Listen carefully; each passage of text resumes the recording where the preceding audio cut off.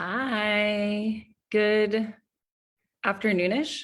It's 11:30 my time. I wanted to talk a little bit about getting out of bed and if you have annoying back pain when you're getting out of bed. I had a friend ask me to do a video about this, and coincidentally, I got out of bed today with back pain, or I just woke up in bed with a lot of back pain. And I was like, oh, here's where I'm going to practice what I preach. So I just wanted to give you a little advice today. I'm back at my studio. So normally when you sleep, you most comfortably for your back, you want to be a side sleeper and maybe a pillow between your knees if you're able to do that. But I know that we end up moving a lot in our bed and we wake up, I don't know, crazy, right? So I woke up this morning like this. I'm not usually a back sleeper, but I have been lately. I don't know, maybe it's stress, I'm not quite sure. But when your legs are straight and you're on your back, your lumbar spine, your low spine can lock, as well as your sacrum.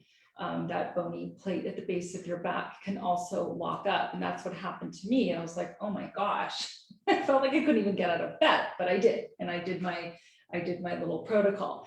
So here's what I do. If you wake up like that, you're just going to gently bend your knees, like take the covers off. Obviously, you don't want to be pinned down by the covers.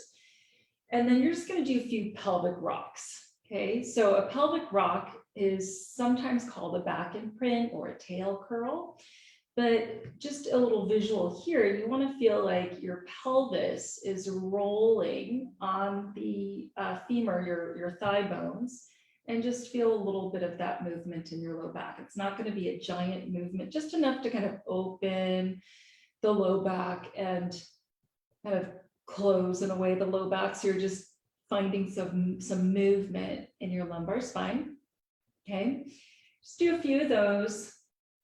And then instead of using your arms to get up this way, you're going to roll onto your side for a second. Just give yourself a breath there. And then use your arms to come up. Okay. And then you can sit on your bed and open the knees.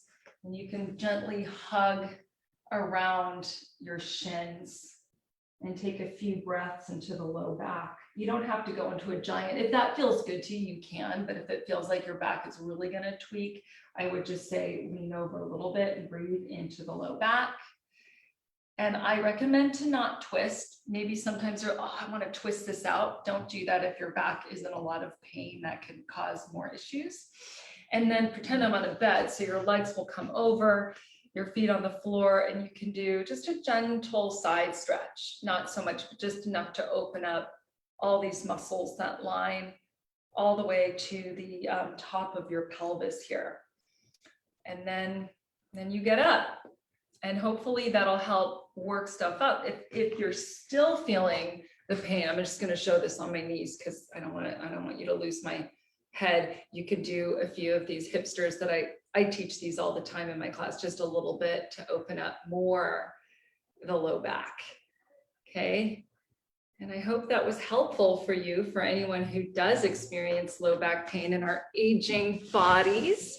So I wanted to let you know next week, I'm going to be teaching a 5-day challenge for your core. And I want to kind of debunk the myth of the core that it has to be like 6-pack abs. We're going to be doing some release work. We're going to be doing some low back strengthening, glute strengthening. We're going to be learning how to engage your core with breath. And what does core mean? We're going to talk about that. So I'm going to put the link down below.